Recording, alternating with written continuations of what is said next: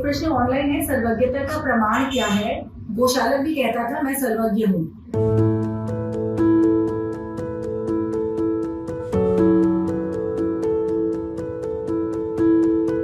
मतलब मैं जब इस पर चिंतन करती हूँ इस तरह के टॉपिक पर, तो मुझे ये लगता है कि यूनिवर्स में जो कुछ भी है, आज के टाइम में विज्ञान ने भी इतनी तरक्की कर ली है, हम देखते हैं कहाँ स्पेस ट्रेवल किया और कहाँ कहाँ तक का यूनिवर्स की शेप कहाँ है, बाउंड्री कहाँ है, हम सब कुछ देख पा रहे हैं, जान पा रहे हैं।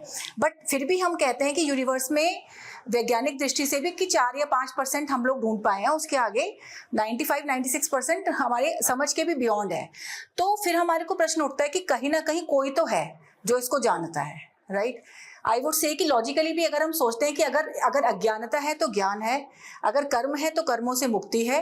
इसीलिए अगर हमें नहीं पता कि हाँ यूनिवर्स में जो 96% 95% बची है उसमें क्या है, तो ये हम एक तो निश्चित तौर पर कह सकते हैं कि कहीं कोई तो है जो इन सबसे अवगत है कि क्या है, क्यों है, कैसे है, तो उसको हम सर्वज्ञ की उपाधि देते हैं। और प्रमाण, मैं ये कहूँगी कि प्रमाण यही है कि जब वो हो जाता है, सर्वज्ञता की स्थिति प्राप्त होती है, तो आसपास वो कहते हैं ना कि हमारे आसपास कोई ना कोई हमेशा रहता ही है। जैसे महावीर भी जब सर्वज्ञ हुए, जब उनको केवल ज्ञान हुआ, तो आसपास एक अच्छे शिष्य की आवश्यकता थी, एक पात्र की आवश्यकता थी कि जो उसको ग्रहण कर सके।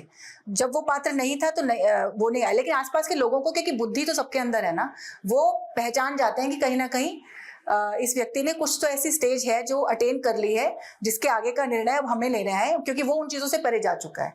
उसके आगे का निर्णय अब हमें लेना है कि हमने क्या करना है।